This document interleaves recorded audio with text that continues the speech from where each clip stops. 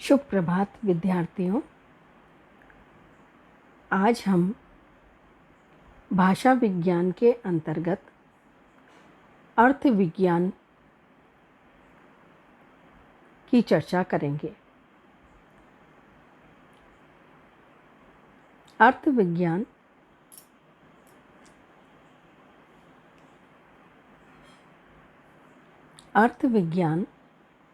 अर्थ का विज्ञान है। इसमें भाषा के अर्थ पक्ष का वैज्ञानिक अध्ययन विश्लेषण किया जाता है।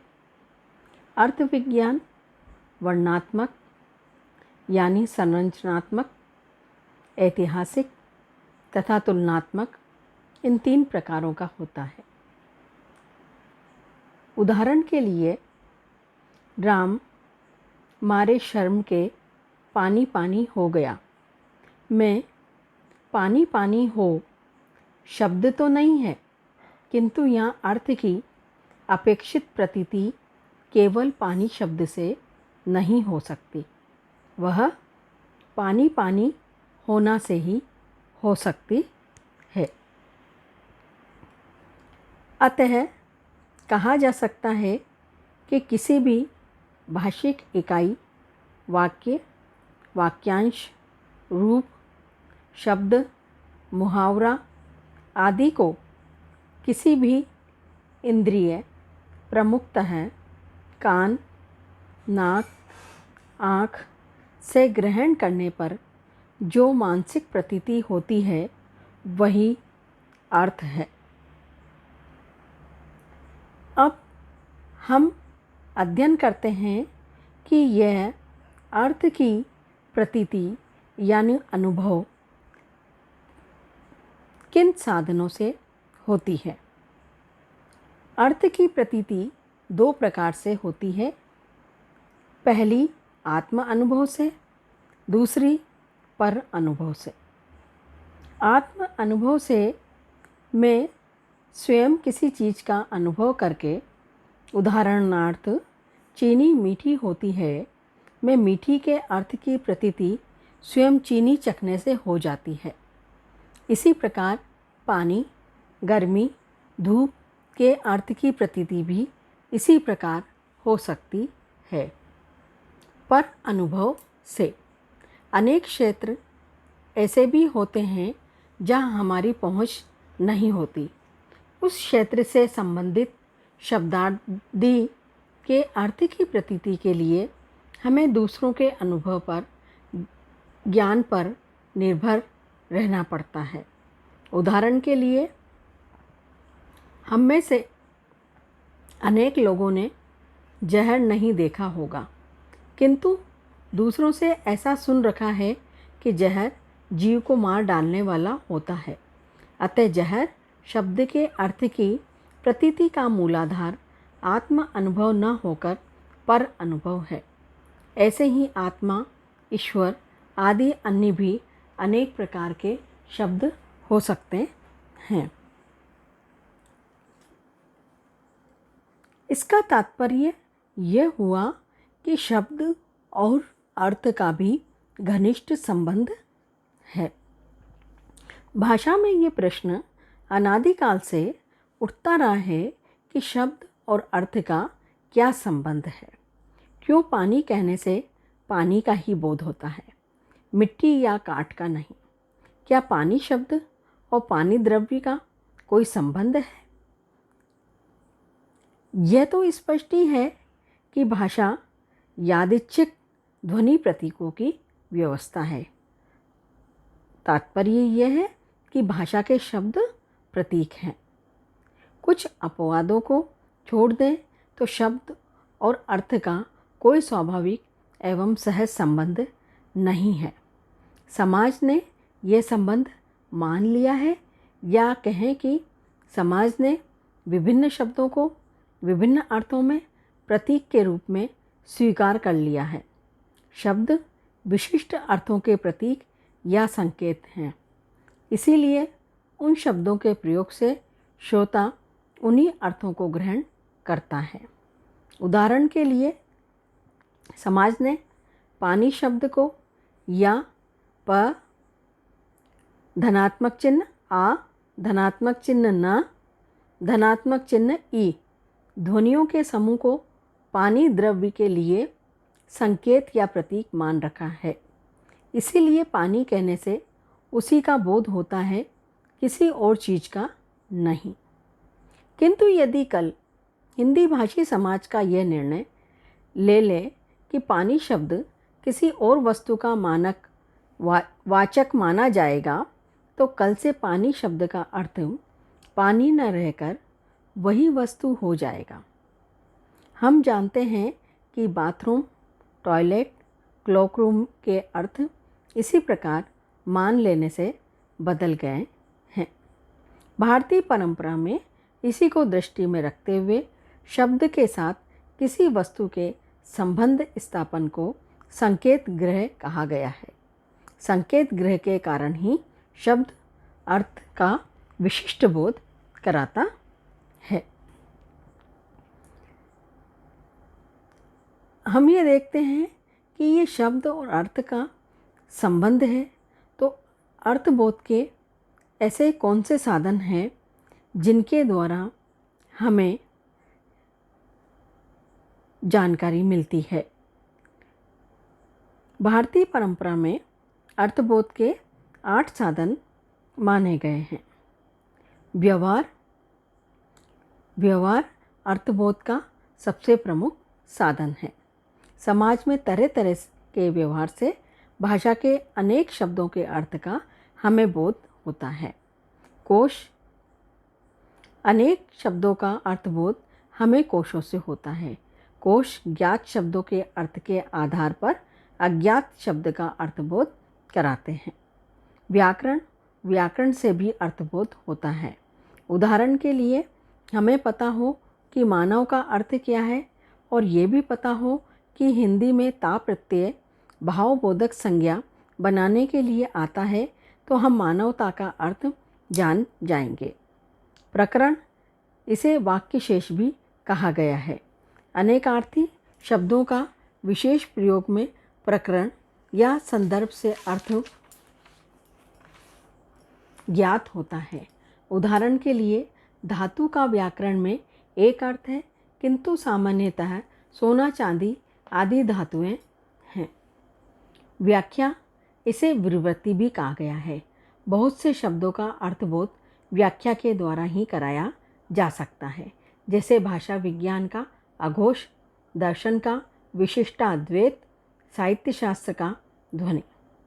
उपमान, किसी वस्तु के समान वस्तु का अर्थबोध उस वस्तु को उपमान बनाकर कराया जा सकता है, जैसे गधे या घोड़े से खच्चर, कुत्ते से भेड़िया, गाय से नीलगाय आदि का। आप्त वाक्य, महान विद्वान, प्रसिद्ध, सिद्ध या पहुँचे हुए लोगों के वाक्य भी कभी कभी अर्थबोध कराते हैं। ज्ञात का सानिध्य, ज्ञात शब्दों के सानिध्य से भी कभी कभी अज्ञात शब्द का अर्थबोध हो जाता है। उदाहरण के लिए एक वाक्य ले, बासमती का भात शाम जीरा से अच्छा होता है। इस वाक्य का पाठक बासमती और भात के सानिध्य से समझ जाएगा कि शाम जीरा किसी चावल का नाम है। बलाघात, ओढ़ना, सुरलहर, मोहन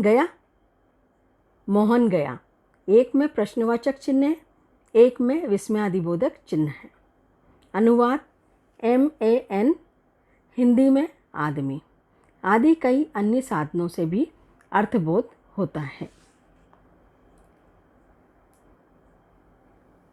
अर्थ विज्ञान में यूँ तो अर्थ संबंधी अनेकानेक विषयों पर विचार किया जाता है, किंतु यह अर्थ परिवर्तन किस प्रकार होता है, इसकी क्या दिशाएं हैं। अब हम ये जानते हैं कि अर्थ परिवर्तन क्या है। प्रत्येक शब्द बल्कि प्रत्येक भाषिक इकाई का अर्थ होता है, किंतु यह अर्थ सर्वदा एक नहीं होता, उसमें परिवर्तन होता रहता है। उदाहरण के लिए संस्कृत का शब्द आकाशवाणी ले, संस्कृत में इसका अर्थ देववाणी है। तुलसी के समय में भी यही अर्थ था। रामचरितमानस में आता है, मैं आकाशवाणी तेहि काला, अर्थात उस समय देववाणी हुई। अब आकाशवाणी का अर्थ परिवर्तन होकर हिंदी में रेडियो, ऑल इंडिया रेडियो हो गया है। ये अर्थ परिवर्तन की दिशाएं कौन कौन सी हैं, उसमें कितने प्रकार होते हैं? विद्वानों ने इसके 3 दिशाओं की खोज की: अर्थ विस्तार, अर्थ संकोच और अर्थादेश। अर्थ विस्तार का अर्थ है अर्थ का सीमित क्षेत्र से निकल विस्तार पा जाना। उदाहरण के लिए संस्कृत का एक शब्द है तेल, जिसका मूल अर्थ है तिल का रस, अर्थात संस्कृत में मूलतः तिल के तेल को ही तेल कहते हैं। यही इसका व्युत्पत्ति मूलक अर्थ था। हिंदी आदि आधुनिक भाषाओं का तेल शब्द इसी तेल से विकसित है, किंतु इसका अर्थ विस्तृत हो गया। तेल का मूल अर्थ तिल का तेल, किंतु तेल का प्रयोग अब सभी चीज़ों के तेल के लिए होता है। तिल, सरसों, अलसी, गरी अर्थात गोला, मूंगफली, बिनोला आदि, मछली का तेल, सांप का तेल, मिट्टी का तेल। और तो और यदि किसी को दोपहर की चिलमिलाती धूप में कहीं किसी काम से भेज दो तो वो लौटकर पसीने से लथपथ शिकायत करेगा, साहब आपने तो मेरा तेल निकाल लिया। तो हमने देखा कि तेल के अर्थ का विस्तार हो गया। कहाँ तो वह केवल तिल के तेल का अर्थ देता था और कहाँ सभी चीज़ों के तेल का अर्थ देने लगा, विशेष से सामान्य हो गया। कहने का तात्पर्य यह है कि अर्थ में अर्थ का विस्तार और उसकी क्षमता का संवर्धन होता है। एक और अन्य उदाहरण लेते हैं। सब्ज का अर्थ हरा। पहले पालक, चौलाई, भिंडी जैसी हरी तरकारियों को उनके रंग के आधार पर सब्जी कहते थे। अब सब्जी शब्द के अर्थ में विस्तार हो गया है और सभी रंगों की सब्जियां सब्जी कहलाने लगी हैं। टमाटर लाल, गाजर लाल पीली काली, प्याज लाल सफ़ेद, बैंगन नीला, सीताफल पीला, शलजम सफ़ेद लाल, मूली सफ़ेद लाल। व्यक्तिवाचक संज्ञाओं के अर्थ भी विस्तृत हो जाते हैं। शर्त एक है, वे व्यक्ति या तो बहुत अच्छे हों या बहुत बुरे हों। बदनाम अगर होंगे तो क्या नाम ना होगा? तो विभीषण, मंथरा, नारद, जयचंद, नादिर शाह, हिटलर आदि का प्रयोग उन सभी के लिए होता है जो उस प्रकार की प्रवृत्तियों के होते हैं। न्यूराम, सावित्री, गांधी में भी अर्थ विस्तार हुआ है।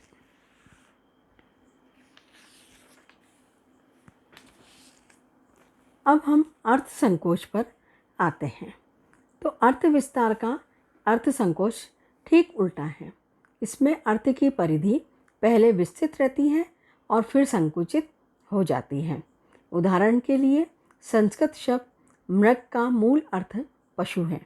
शिकार का वाचक मृगया या पशुओं के राजा सिंह के लिए मृगराज के प्रयोग में मूल अर्थ आज भी सुरक्षित है, किंतु आगे चलकर इस शब्द के अर्थ में संकोच हो गया और सभी पशुओं का वाचक शब्द मृग केवल हिरन का वाचक हो गया। ये अर्थ संकोच संस्कृत में ही हो गया था। वस्तुतः अर्थ संकोच में अर्थ सामान्य से परिवर्तित होकर विशेष हो जाता है। मृग सामान्य पशु से विशेष पशु हो गया है। एक सिद्धांत यह है कि भाषा में मूलतः शब्द सामान्य के लिए थे। अर्थ संकोच द्वारा धीरे धीरे विशेष के लिए शब्दों का निर्धारण हुआ। इसीलिए अर्थ संकोच भाषा की अभिव्यंजना शक्ति की संपन्नता का द्योतक है। दूसरा उदाहरण लेते हैं, विद्यार्थी। विद्यार्थी मूलतः वे सभी लोग हैं जो विद्या के अर्थी हैं, चाहे वे स्कूल में पढ़ते हैं या न पढ़ते हों या 70 वर्ष के बूढ़े हों। अब ये शब्द अर्थ संकोच के कारण छात्र का समानार्थी हो गया है।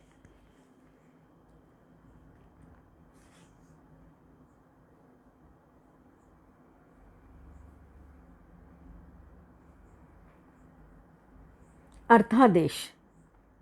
भाव साचारी के कारण कभी कभी शब्द के प्रधान अर्थ के साथ एक गौण अर्थ भी चलने लगता है। कुछ दिन में ऐसा होता है कि प्रधान अर्थ का धीरे धीरे लोप हो जाता है और गौण अर्थ में ही शब्द प्रयुक्त होने लगता है। इस प्रकार एक अर्थ के लोप होने तथा नवीन अर्थ के आ जाने को अर्थादेश कहते हैं। ऊपर हम गंवार शब्द देखते हैं। गंवार का तात्पर्य गांव वाला अथवा गांव का लड़का। अर्थ का वाचक शब्द धीरे धीरे असभ्य का वाचक हो गया। असुर का भी ऋग्वेद की आरंभ की ऋचाओं में देववाची शब्द रहा, पर बाद में राक्षसवाची हो गया। वर का अर्थ श्रेष्ठ था, अब इसका प्रयोग दूल्हे के लिए होता है। स्वयं दूल्हा शब्द भी इसी प्रकार का है। इसका मूल अर्थ जो जल्द न मिले दुर्लभ था, पर अब वह वर के नवीन अर्थ में ही प्रयुक्त होता है। जंगा मूलतः जंगा घुटने के नीचे का भाग, अब घुटने के ऊपर के भाग के अर्थ में प्रयुक्त होता है। ऐसे ही कुछ मुहावरों में ये प्रवृत्ति मिलती है। तिलांजलि देना मूलतः मृत्यु के बाद हाथ में तिल और पानी को लेकर मृतक के नाम पर देना, अब छोड़ देना। खाट खड़ी करना मूलतः किसी के मरने पर उसकी मृत्यु होने के संकेत स्वरूप उसकी खाट उल्टी कर देना, अब दुर्दशा करना अथवा ऐसी तैसी कर देना इत्यादि। अर्थादेश के अन्य कई भी भेद उपभेद किए जा सकते हैं, जैसे सूक्ष्मता स्थूलता के आधार पर, अपकर्षोत्कर्ष के आधार पर और वाग भाग के आधार पर। सूक्ष्मता स्थूलता के आधार पर हम देखते हैं कि शब्दों का अर्थ बदलते बदलते कभी तो सूक्ष्म से स्थूल हो जाता है और कभी स्थूल से सूक्ष्म। इस आधार पर अर्थादेश दो प्रकार के हो सकते हैं। सूक्ष्मीकरण के अंतर्गत कुर्सी, पद, हाथ लंबे होना, पहुँच होना। स्थूलीकरण के अंतर्गत देवता मूलतः देव, धनात्मक चिन्ह ता बराबर देवत्व।